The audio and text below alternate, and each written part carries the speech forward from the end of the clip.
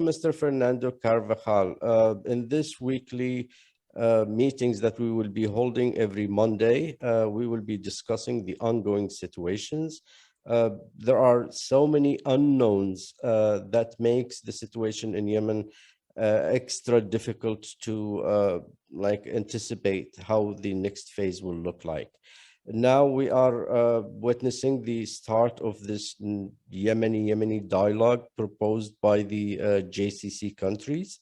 We're going to be talking with Fernando to see what are the potentials available for such initiative by the JCC and the relation, the United Nations position on these meetings. And we will elaborate on how we see the outcomes of these meetings can look like. Go ahead, Fernando. It's you're on the stage. Thank you, Ustad. Definitely, this is some of the issues that have been discussed for a very long time.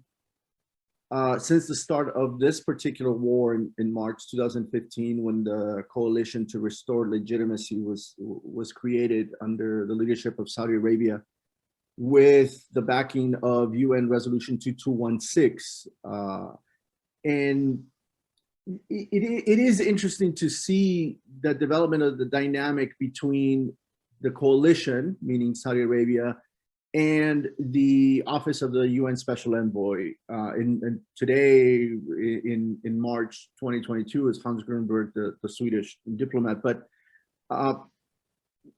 we have to go back to even 2011, to the beginning of the tensions back in 2011, during the youth-led Arab Spring protest. If we look back at March 2011, we start seeing how Saudi Arabia, the US, the European Union were trying to de-escalate the conflict between Ali Abdullah Saleh and the joint meeting parties led by al-Islah. And then when Ali Muhsin al-Ahmar, now today's vice president, joined the opposition to Ali Abdullah Saleh, to President Ali Abdullah Saleh. So back then, in early April, Saudi Arabia was very involved in trying to de-escalate the tensions, the conflict between the two parties. And then we saw the creation of the Office of the UN Special Envoy to Yemen.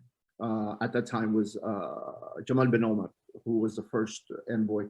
As you remember, Jamal bin Omar was a deputy of the UN envoy to the civil war of Yemen in 1994. So Jamal bin Omar had knowledge of the politics in Yemen already, but granted, never really fully understood. In hindsight 2020, we can see how he completely misunderstood the dynamics in Yemen. But pulling back to today, we remember the Riyadh Agreement of November 2019, where Saudi Arabia once again injected itself as a mediator, as a guarantor of peace, of de-escalation, by negotiating a truce between the legitimate government, in parentheses, al-Islah party, and the Southern Transitional Council, right?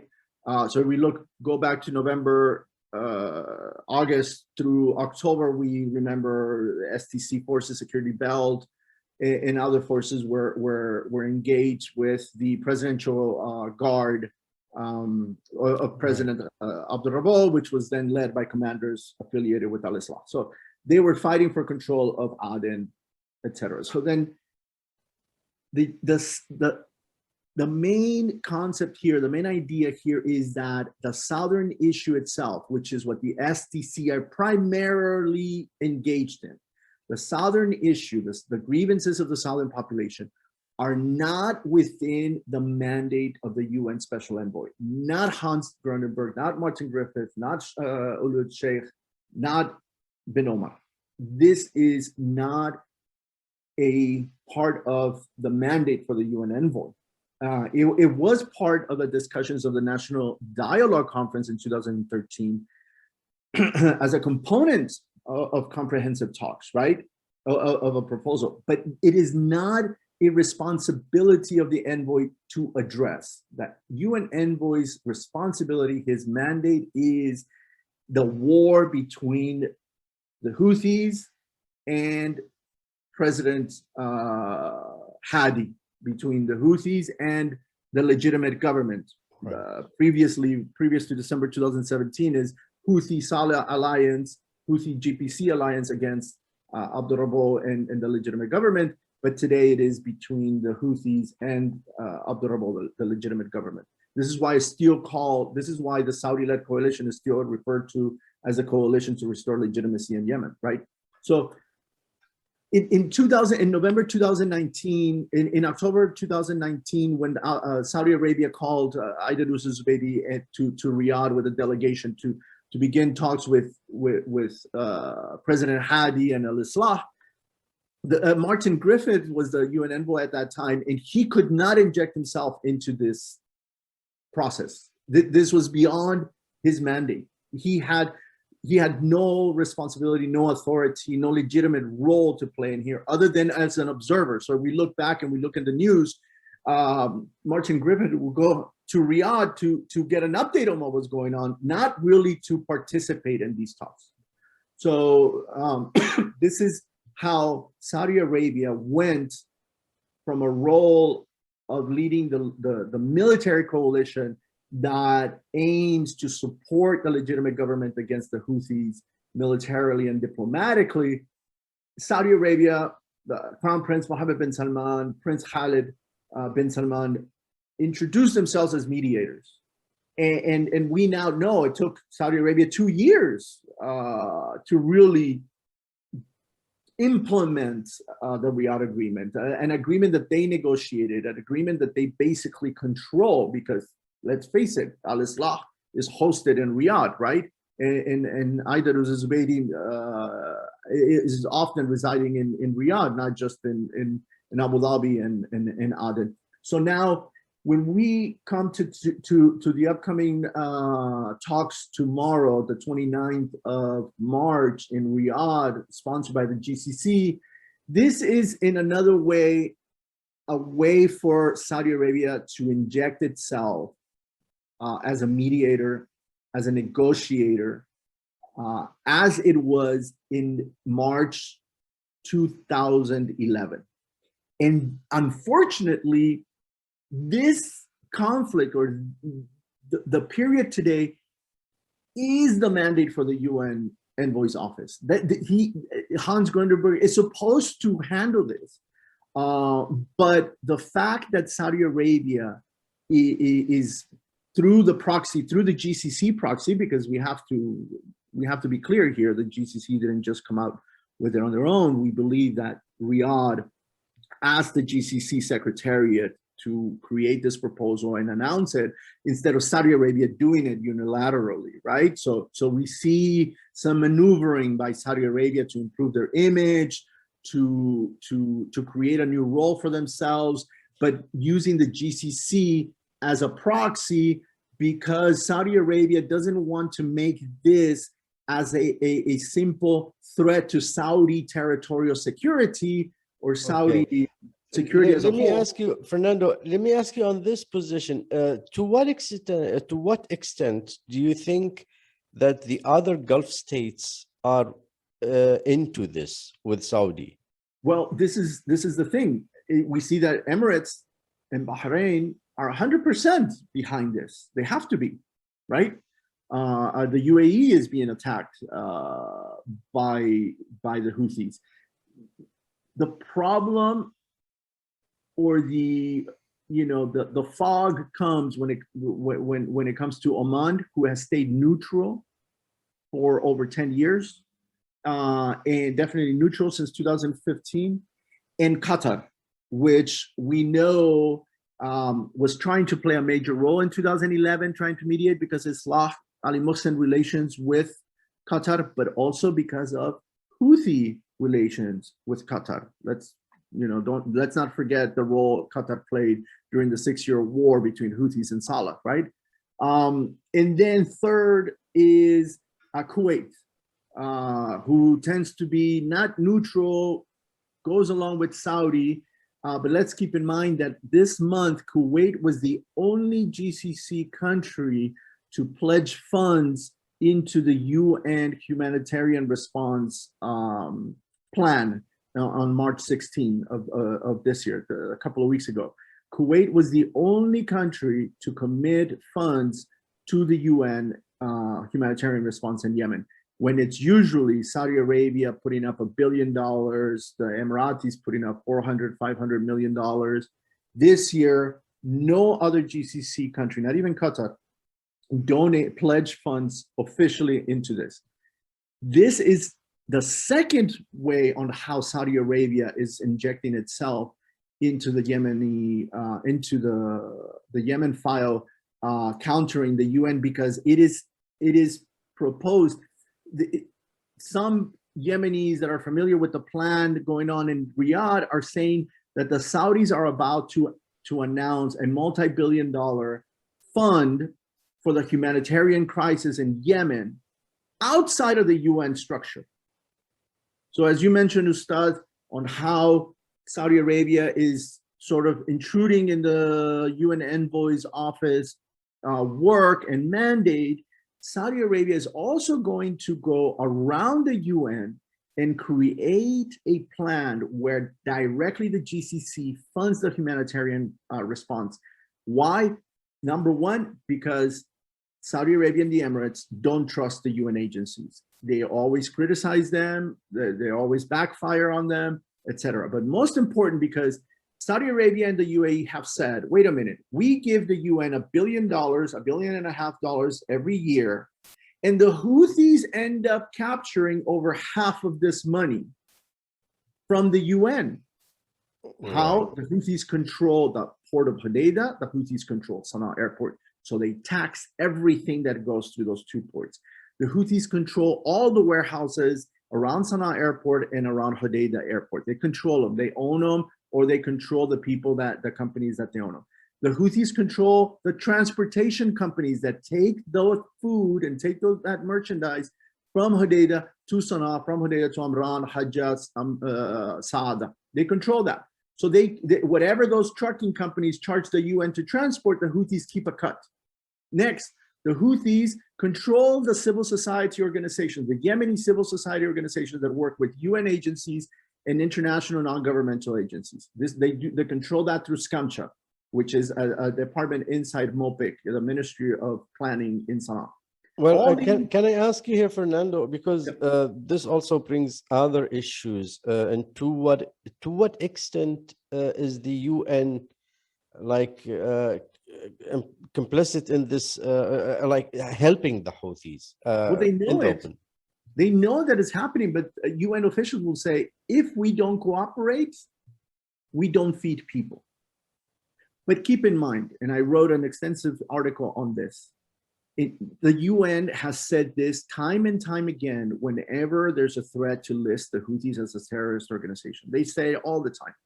And the way that I respond to this criticism by the UN agencies and NGOs is, remember in May 2019, when WFP and OCHA went to Riyadh and announced that they would suspend delivery of humanitarian aid in all Houthi-held territory because the Houthis were obstructing the delivery of aid in those areas. And because Houthis were not wanting to implement the biometric system, which is the fingerprint ID system, to make sure that aid is going to the Yemenis that need the aid, not to Houthi officials, not to Houthi militia, not to Houthi sheikhs, right? So the UN agency suspended, they say partly, but it was pretty big. They suspended aid in northern Yemen between May and August 2019. Now, the UN agencies and the NGOs did not publish any articles or comments about the exacerbated humanitarian crisis, how people were dying of hunger during that time period when the UN suspended aid. But after they went back and they worked out everything with Houthis, then they started talking about people are going hungry because we don't have money. People are going hungry because we can't get food through Hodeidah. And how did the Houthis respond to all of those events? They created Skamcha. Skamcha was created specifically to monopolize the relations with the UN and NGOs and control the entire logistic line of logistics from import to delivery of humanitarian assistance and cash. Okay, that's why Skamcha was created. The UN knows this. They know it. They operate with it. You always see a UN official visiting the head of Skamcha and the Ministry of Planning. It is public. Everybody tells them what they're doing. As I'm a former, some of you might know that I worked for the UN panel of experts in 2017, 2018 through March 2019. We told UN officials to their face, what you're doing is funding, is violating 2216, UN Resolution 2216, but you are directly funding both the wealth of Houthi officials and the war effort of Houthis. We told them that. And we know that they are funding it because militia of the Houthis or tribal militia of the Houthis or the army of the Houthis take food from the UN agencies for their soldiers. Okay. The rent that is paid by the UN for their headquarters goes to the Houthis under the umbrella of Universal Corporation, which actually owns the property that the UN occupies. The armored cars that the UN and NGOs use are owned by the Houthi National Security Bureau. Now, I mean, Fernando, for a Yemeni to hear this, I mean, I'm thinking now of the normal citizen who's suffering, to know that the biggest organization on the planet that is supposed to protect all humans and humanity are the reason why they are facing all these problems. How can we put the right picture to the mind of the normal citizen, the Yemeni citizen, of what is going on? How can we like accuse the United Nations of being a part of this suffering that the Yemeni people are having? I mean, there's a lot of people that have very good details on all of this information, and they have accused the UN of doing this. There was a report 2 years ago, I think it was during COVID, 2020, where some Yemeni journalists published a piece detailing the corruption in Hodeidah alone, where millions of dollars were being paid to Houthi-owned businesses by the UN Office of the Envoy, and then later on by the UN mission to Hodeidah, which was created by Stockholm during the Stockholm meetings on December 2018. Millions of dollars from hotels, from armor cars, from staff, the security. Keep in mind, the Houthi National Security, or now the intelligence and the Defense Department, the Defense Ministry, control all the security guard companies in the north, all of them. So if you remember living in Sana'a, you remember G4S, you remember all these security companies that had people out in the villas or people out in the NGO offices, etc. All those companies now belong to the Houthis. They've taken over the companies either through patronage or officially through government institutions. So every NGO and every international organization and UN agency that has to have these non-armed security guards that we see outside of their villas or their offices. So they pay them, remember, these are $120, $150 a month salaries. Part of those salaries go straight to the Houthis. So the person that is hired to do that job, you know, like in the good old days with Ali Abdullah Saleh, pays to the Houthi. Before you paid it to the Sheikh, now you pay it to the Houthis. The Houthis will also say, you need 20 guards, but we're only going to send 10 guards. The good old ghost soldiers from the Yemeni military in the Ali Abdullah Saleh time. So the agency has to pay for 20 guards, but only 10 guards actually work. Okay. Physically. Before we get to more detail, Fernando, let me first welcome Dr. Nadine El Mauri, the General Secretary of the AFI.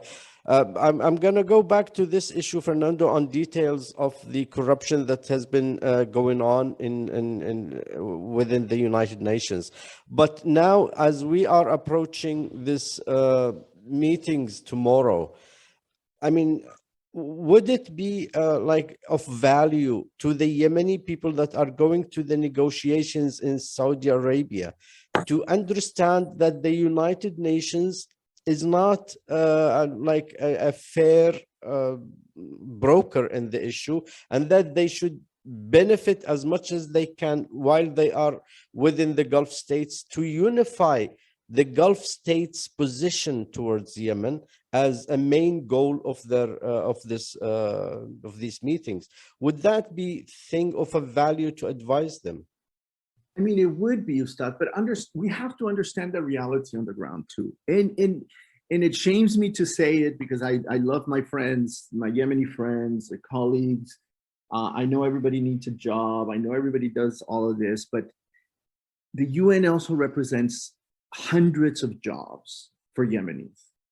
Okay, so if we look back to before 2011, how many Yemenis from Islah, from Al-Mu'tamar, from the Socialist Party work for the UN agencies, NGOs?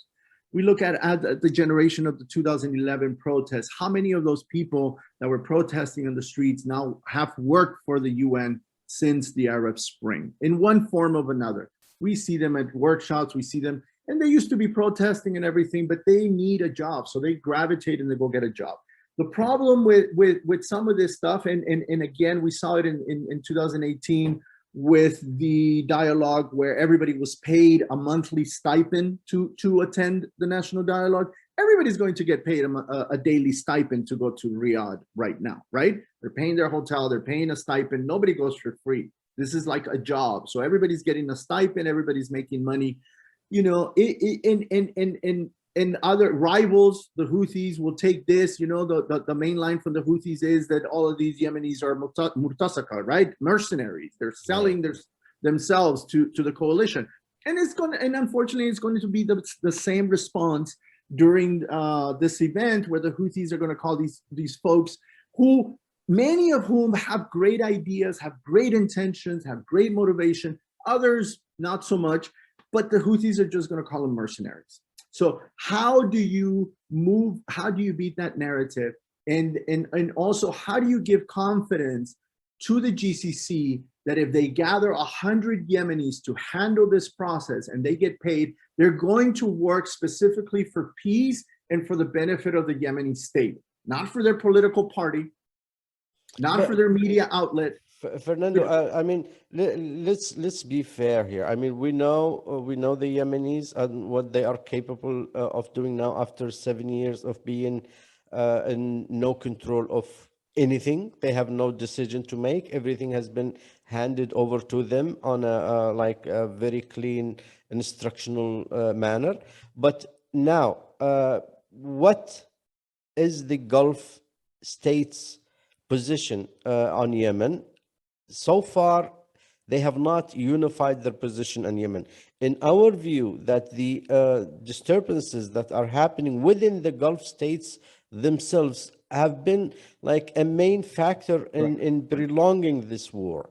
Right. So how can we, in a way, try to use this meeting that is going to start tomorrow and it's going to last for 10 days or something? How can we come out of it with a goal that the first one, we need to unify the Yemeni like national line, but more importantly is to unify the Gulf states' position on Yemen. Right. I mean, this is the thing. Yemenis need to lead. Right now, the GCC is leading. The UN envoy is leading. Yemenis are not leading. With all due respect to the president, he's not leading in any of these efforts. He's not coming out on TV and giving, I mean, talk about comparison, the Ukrainian president versus Abdurrahman Mansur Hadi. The president needs to come out and lead. The president And was by not. the way, Fernando, Abdurrabbu Mansour Hadi is a graduate of a military academy, where the In president Sandhurst. of Ukraine is an actor. So yeah, what a I mean, Russia. He was in a military academy in Russia and in the Britain. You know. right. But listen, this is one of the failures. In April 2020, Saudi Arabia announced a ceasefire proposal. There was no representative of the Yemeni government at that press conference. The Secretary General announced a proposal for a ceasefire, and there was no representative of the government when he did that. The president is not leading in any effort regarding the conflict in Yemen. The president is waiting until the GCC or the UN give him money in order to do something. The president is waiting until the Amalaka or Saudi Arabia Air Force do something against the Houthis in order for his military chief of staff and defense secretary minister to move. But let's not forget, Fernando. I mean, this is a president who had at a point of time his plane was not allowed to land in his capital city. So there are some issues that are not helping the president from the Gulf states. 2019, he hasn't fixed them. Since 2019, he hasn't fixed them. I mean, tell me how many speeches by Abdurrabbu you saw in October 2019 before the Riyadh agreement was signed. How many speeches? Zero. Well, there hasn't been many speeches, but there hasn't been like a presidential or it's not an office. There is no function in the presidency. Right. And the thing is that he's not allowing the prime minister to do his job either, right? I mean, if the president is not going to lead in person in public, then at least the prime minister should be leading, right, with the cabinet and giving the speeches. Fernando, we have heard some rumors, and look, we are not politicians. We're not a political party, so we really don't care if this comes out. We've heard some rumors that there will be some 2 or 3 vice presidents next to or in place of Ali Mohsen.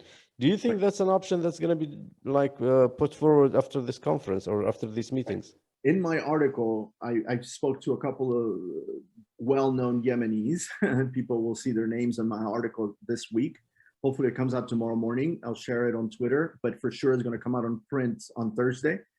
There is a rumor that Saudi Arabia's proposal to strengthen the state, the Yemeni state, the institutions, will put out a detailed proposal about a type of ruling council, governing council. The bold idea, I was in Sana'a during 2011, during the protests in 2011. And I can tell you, and a lot of people that will listen to this will acknowledge, and I can't say who was at those meetings, but I can tell you that I went to a number of meetings with members of the political elite in Sana'a between May and August 2011. And in almost every conversation I had, I listened to, or that I engaged in Sana'a at that time, every group of elite politicians mentioned the need for a presidential council to take over from Ali Abdullah Saleh before the whole transferring of power to Hadi came up. Every one of the top people that you can think of, alive or dead today, that was part of the elite under Ali Abdullah Saleh, engaged in the conversation of the need for a political council to oversee the transition. Now we've seen at least once a year, we see Yemenis engage in this proposal, engage in this conversation, writing articles, giving speeches. And I think Saudi Arabia is so frustrated with the Yemeni government today that it is actually contemplating the idea of asking the president, because again, the coalition has to ask President Hadi and Barakani as the parliamentarian to agree to this plan. And whether there are 2 versions of the rumor, quote unquote, that one, they will create a presidential council with Hadi still there, but with diminished power. So he will no longer be able to give out presidential decrees. For example, the council would have to give the decrees, the Republican decrees or something else. And then the parliament will, Barakani and the parliament would have to approve it. The other one is, yes, that because of the failure, of the chaos in Marib, where Ali Muhsin was a resident nearly full time between the time he was named vice president until the escalation started last year by the Houthis. He was living in Marib nearly full time, but since the Houthis got to within 20 kilometers of Marib, he disappeared from Marib. So that everybody's so disappointed with Ali Muhsin that they do want to remove him and put a different type of council with the prime minister. The other rumor I'm hearing. Do you think something can be achieved within 1 week? I mean, I know maybe all parliament members have been invited. So Right. if they have invited all the parliament members, let's say the Sayoun parliament that attended, the official, the legitimate government parliament, attended, come to this meeting, then that might also like strengthen the view that there will be some radical change. I mean, like, because you cannot really reinstitute the presidential like setup without the parliament or without official discussions and agreements. And we saw today that Barakani was in the meetings in Riyadh. Right. Okay, so we saw But pictures. they need all of them. Prime Minister Barakani. Barakani or some of them cannot. They have to have at least like the majority of the. Yeah, sure. I mean, yeah. but the fact that Barakani is, but to your point, the fact that Barakani is attending these meetings, it does mean that something could happen. And yes, they need the approval, the rubber stamp of the parliament from Sayoun, right? They need that. Yeah, but then if even if they like formulate a new setup, do you think that will have an effect on the actual fight against the Houthis? No. The quick answer is no. And the long answer is it won't have an impact in the coming days or weeks because we're going to see a lot of resistance to this plan from among the Yemeni parties. Okay, so we cannot neglect the focus of my article is sabotage, intentional sabotage. That because these ideas, these proposals challenge the monopoly of certain parties. Let's go there, Al-Islah and Barakani as Al-Mu'tamar, and the president as the head of that whole institution, right? Abdurrahman Mansour Hadi and his sons, right?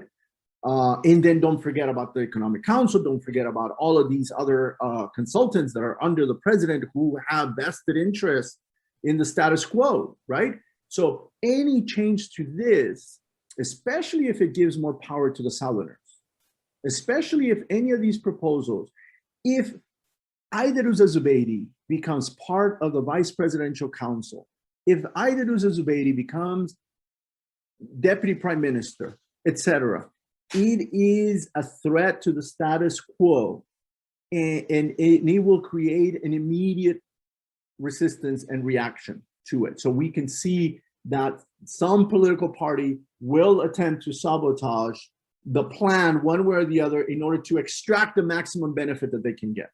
And that is how much of their economic and political and military interests can they protect from everybody else. And one of the main things, back to your initial point about the UN envoy in the relationship with in the negative relationship with this GCC peace talks, let's keep in mind that prior to the GCC announcing these peace talks, the UN Special Envoy Hans Grunberg had been 2.5 weeks already having meetings in Amman, in Jordan, and in Oman, and in Muscat with Yemeni parties, like, tiny little parties that all of a sudden Hans Grundenberg wanted to incorporate into the comprehensive talks of Yemen. What does a party with one leader in one office and absolutely no support among the population anywhere in Yemen have to do at the table negotiating the peace treaty. They can't mobilize a unit of militia. They can't mobilize 1 million voters. They can't mobilize $1 billion worth of economic activity. It's just one guy Right. in his office. But the envoy empowered these small parties in order to hit at the southern, at the influence and the power of the Southern Transitional Council and Islah. So the theory of these mediations by the UN envoy is there are two parties that are too big, have too much influence, have too much power. We have to inject other people that balance those relationships, that weaken Islah, that weaken al-Majlis, in order to have a more equitable negotiation with the Houthis. This helps the Houthis. Everything that the UN has done in the last 8 years have been in like strengthens the Houthis' hands, condemning the Amalika and Huraz al-Jumhuri operations in Hodeidah in 2018 and June 2018 and November 2018 helped the Houthis.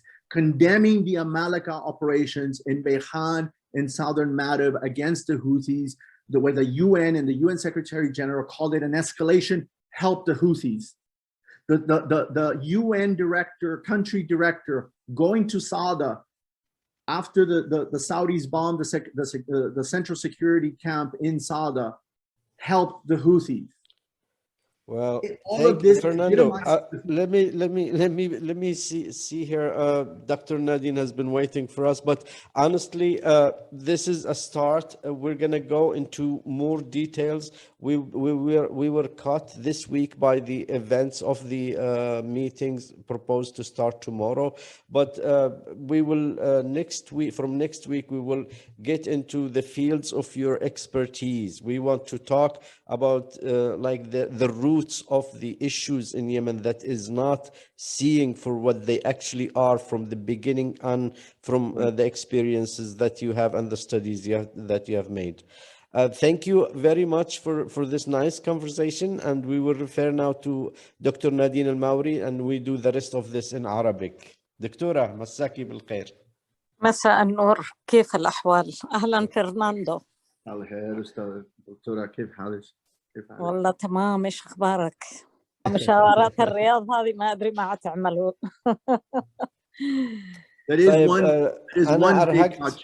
أنا تكلمت مع فرناندو كثير وسألته أسئلة كثيرة وأرهقته، فأشكره أولا، بس إن شاء الله نستطيع في الأسبوع القادم إن شاء الله نكون نرتب أمورنا بشكل أفضل، ويكون المواضيع أكثر مرتبة بشكل أجمل.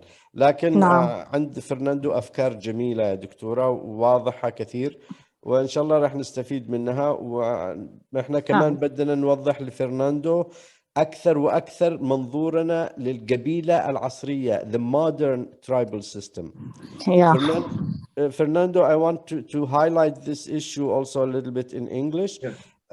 Our theory that we built the AFY over is called the social solidarity theory, and this is in contrary to the theory of Mr. Durkheim, which is the biological society growth. Now we know now, in the past with the revolution of the Industrial Revolution, it was limited to what the societies can do, and based on Durkheim, he was correct. He said the tribal societies and the religious societies will not be able to compete. And he was right, because the modernization that was brought with the revolution in the 1900s was different. But now the revolution that is coming in the fourth industrial revolution is totally different. And those obstacles that the tribes had before are no longer there now. The system will allow the tribal system to interact with the economy representation of the entire nation. it's suitable now for the tribes and even for religious background ideologies. Now they can adopt under like an electronic AI controlled way that is beyond religion worries. And it's not even national, it's global. Exactly. I mean, it gives them global reach. It gives them access to information at a global scale. And we talked about this before we started having this particular conversation. But economically, before in the Ali Abdullah Saleh time, in the 30 years of Ali Abdullah Saleh time, the tribes were economically engaged through oil and gas. But in this age today, well, this decade, they were engaged, Fernando. I know they were engaged, but unfortunately, they were engaged in the negative way. They were not engaged in a more like it was corruption engagement. That was not good for the tribe. Absolutely, absolutely. But now they have this opportunity. Exactly. Now, if Yemen gets a good internet connection, good internet services, just like we have in Europe and in the US and in the Gulf. Don't get me wrong, let's not even leave the region. In the Gulf, if Yemen obtains good internet access like the GCC, Yemenis will be able to engage the global economy from their little brick house somewhere in the desert. Yeah, if you see in details, we have done this because we have one section of the AFY is only concentrated on the new methods of society management and new methods of economic integration into the global electronic economy. And we have studied the experience of Rwanda, the Lithuania, and many other experiences. And we know now the tools are available. All we have to have is confidence from the people or the officials to go toward this direction. Ustad and Dr. Yeah, Nadeem, we have to work on it. I apologize for interrupting and for injecting all of this all the time, but I know Yemenis from Surwa, from Hajjah, areas in Hajjah, areas in Sauda, areas in Mahwi, that are doctors, there are MDs, medical doctors. And imagine what you can do with technology, access to technology and a little bit of funding, where you don't need Doctors Without Borders. Exactly. You don't need all these international doctors coming in, and right now they someone kidnapped 2 doctors from Marib into Hadramaut. You don't need all of these doctors because you have the resources, the human resources in Yemen. You just need to empower them with technology and funding. And you would have a major clinic or hospital in Surwa employing dozens of tribesmen and women in that little clinic, helping local people, the local population in health, in nutrition.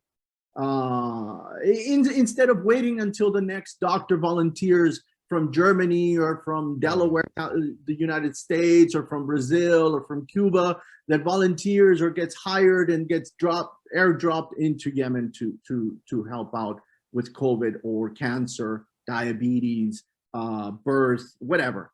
And these doctors are unemployed, and a lot of these doctors end up joining a military outfit. Yeah, because Fernando, there is no framework that has data. We lack data. See, this is the problem that we said. In the AFY is set up to work with the today's tools and mechanisms. And we have contacted the United Nations General Secretary Office because they have initiated an initiative called Global Pulse. Now, something like that, where we can restructure the database of the society, we will know, then we will have statistics to plan for things correctly. And we can do that fast. It's the only matter is that they're not listening to us. We've tried to contact them and we can't really get through to them. During COVID, I wrote a small article about a group of Yemeni doctors living outside Yemen, in Europe, in the US, in the Middle East, who launched an initiative to help inform Yemenis in Yemen, help Yemeni doctors working at Yemeni hospitals, provided medicine, provided knowledge, did all of this by internet, Dr. Ustad. They helped dozens of clinics. They launched an awareness campaign about COVID, the dangers of COVID. Right. All from the internet. Now, in this was at the time with weak internet, weak access, weak availability. Now, imagine if you launch a true project that empowers every Yemeni from their laptop or their phone with good internet access. You know what it takes, Fernando? Just one phone call to Mr. Elon Musk. Elon Musk had offered Uganda when they had problems. Now he is supplying the Ukrainian government with internet after the Russians have knocked their internet down, and they even accuse them of helping the military. So all we have to do is to think like outside the government scope and think on the corporations and the leaders of the new technologies. And they need but everything needs the government access. Everything needs the government permission to start. I had a company in 2019. I had a company in 2019 who was willing to go into Hadramaut and launch a new internet company with 5G, everything ready to go, their investment. All they wanted was a contract in order to provide all of this. Impossible. We're back Impossible. to corruption. We're back to Exactly. the corruption issue. Yeah. So tell me, Elon Musk, the wealthiest man alive, would have to pay half of his wealth in order to get access. No. But I'm talking about how we can when we have a stable like mentality running the show. When we have a strategy, again, Fernando, why sometimes I say even the UN or the Gulf states or the Saudi Arabia or any other country, if Yemen itself does not have strategy, a national strategy, no outside can help. No outsider will bring you a national strategy for your nation. So the Yemenis have to like come up with this, and yeah, we have to work on it. Absolutely. And this is for the benefit of everyone. I was in meetings in 2012 regarding the e-government project. If you recall, this was first developed under Ali Abdullah Saleh, and then the Ministry of Industry and other ministries, the Foreign Affairs, because the Ministry of Foreign Affairs was supposed to be the first ministry to go fully online. Because of passports, because of visas, all of this stuff. And I was in meetings in 2012, 2013 regarding the e-government project. We are 10 years after that.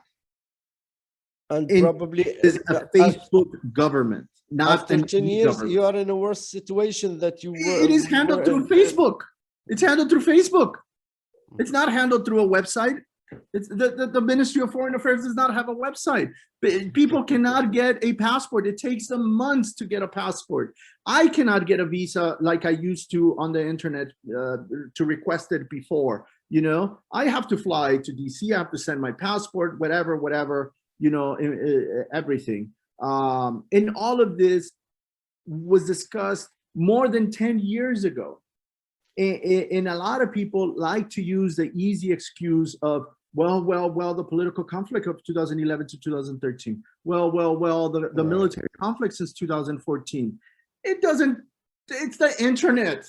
You can develop the system anywhere in the world. You don't need to be in Sana'a. You don't need Yemen. You can develop the websites. You can develop all of the coding. You can develop everything outside and just dump it on the internet, and then connect it to Riyadh Ministry of Foreign Affairs for Yemen, or in Aden, etc. You know, we're gonna need. No matter how we try to get out of this, there are two basic needs. Fernando, I want you to concentrate on this. If you talk to anyone, what's gonna revive Yemen is two things: we need internet and we need postal service. Because if we don't have like any structure for postal service that is dependent and something that we can trust in Yemen. If we have that internet and decent postal service and free of travel between cities, and this is where the tribes can have a big effect in the free movement between the cities.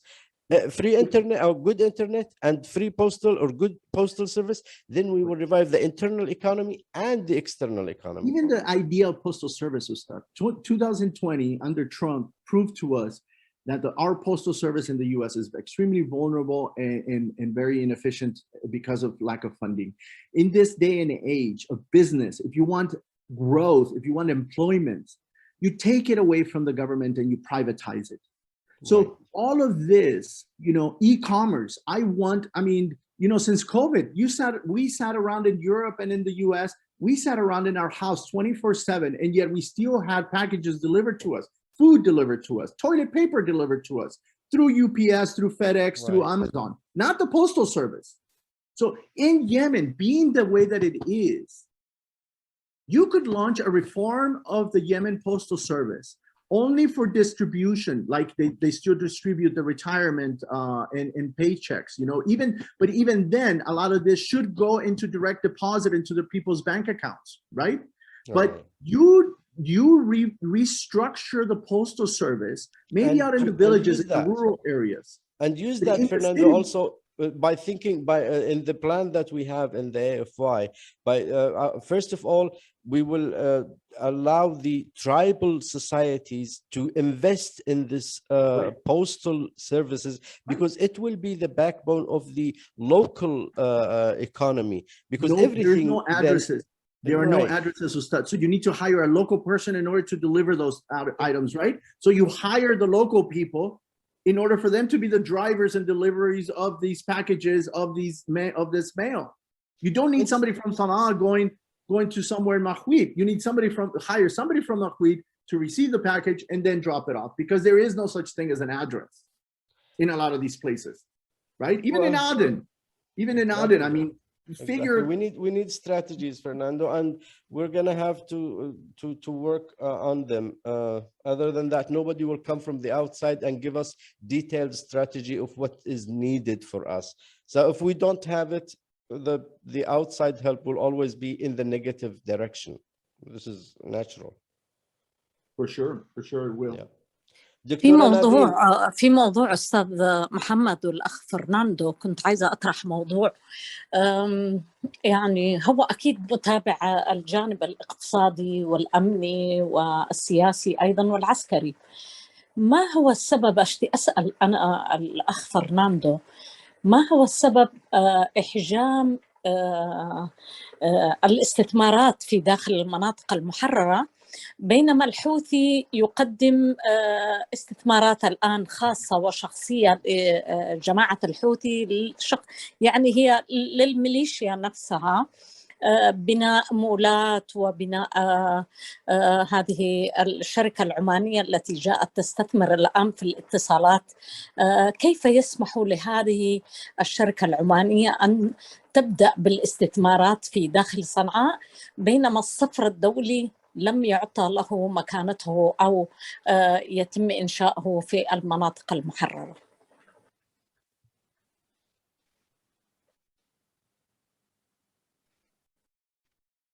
That was a question for you, Fernando. Did you understand it all, or do you want me to translate? If you can translate it for the recording, because we're still recording, right? Yes. Okay, you can translate it for the recording, but yeah, we've had a conversation about this. Okay, Dr. Nadine was asking about this economic developments in the liberated area, or the legitimate government area. There is no economic activities whatsoever, and at the same time we see Houthi has just launched a investment conference last month, and also many companies, and he's inviting investors to invest, and a new communication company, Omani company, has acquired MTN and now is working. So the Houthi, who is illegitimate rebellion, is trying to work towards investment where the legitimate government and the coalition are not concentrating on that. I mean, a lot of it is corruption, obviously, right? A lot of it is money that's going to the Houthis, but In the case of MTN, I knew, I mean, remember MTN was partly owned by Ahmed Ali and other Yemenis and then the South Africans, right? But it was a huge dispute over this back in 2013, 2012, over MTN and everything. So MTN itself is a mess. MTN itself, the South Africans wanted out, but legally they couldn't get out.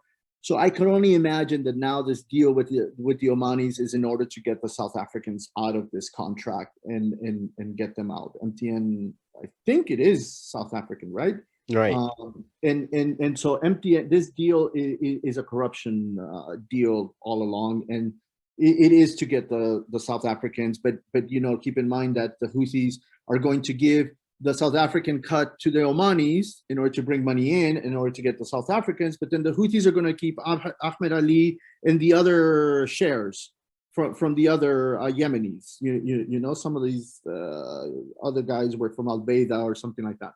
So that's just huge corruption. It is a big problem with telecom because the president has not been able to move telecoms into Aden or Marib, right? So all telecom in Yemen are controlled from Sana'a. That's why the Houthis can cut the internet at any time. Next, the military, the Yemeni military uses cell phones from Tele-Yemen and MTN in order to communicate. This is how the Houthis end up finding out where to hit the Yemeni military. You know, the generals, the colonels, the lieutenants out in the field from the Yemeni military have a walkie-talkie in one hand and a cell phone on the other. This is ridiculous. The Yemeni government has not even been able to establish secure communications for its own military. The other thing about the Houthis have allowed solar panels, Chinese-made solar panels, from the first day that they took over Sana'a. If you go to Aden, you cannot import solar panels into Aden because there is a huge fight between the STC and the legitimate government over who is going to collect the taxes and who is allowed to bring it, who is allowed to bring in. I was in Aden. And even before Mohammed Ali Ahmed was doing his meeting, I was in Aden before the National Dialogue, and that was one of the conversations. It's like the mountain should be a solar power plant, a farm, you know, and outside by the green city with the border with Abyan and Lahaj should be another solar farm in there. And the outskirts behind little Aden should be by Bureka, behind Bureka should be where the Bureka base is, for the coalition is now, should be another solar plant. No, there isn't. The Ali Mohsen and his sons for ages had been the agents for nearly all Chinese companies in Yemen. The Chinese oil, Chinese diesel, Chinese, almost everything Chinese was under Ali Mohsen and his sons. And yet Aden, Marib, Mukalla, Atak, Sinjabar do not have Chinese solar panels. You know, just today I saw a tweet that there is a new project somewhere for pumping water in Adala, I think, using solar power panels. But why aren't we reading this going everywhere in Hadramaut, for example? In Sayoun, if Al-Islah controls Sayoun, how come we don't see solar panels in solar farms in Sayoun? You know, and now a lot of people back in 2012, when I was talking with a friend of mine about solar power in Aden, in Sana'a, a lot of people were afraid to import because it was glass, right? So because of sandstorms, because of this, they're like, oh, it's going to be too expensive for maintenance, this and that. Today, there is rubber solar panels. I see them on, you know, here in the US, I'm sure that they do in Germany, roofs in homes. All the tiles on the roof and homes are solar panels. You no longer need these big old glass panels, you know. When I talked to Dr. Kirby, when they were building the Ministry of Foreign Affairs in the parliament on Sharasetin, and they started to, and I said, the Chinese are building this. Why aren't the Chinese putting solar panels on the ministry and the parliament? Oh, we don't know, maybe this and that, blah, blah, blah, you know?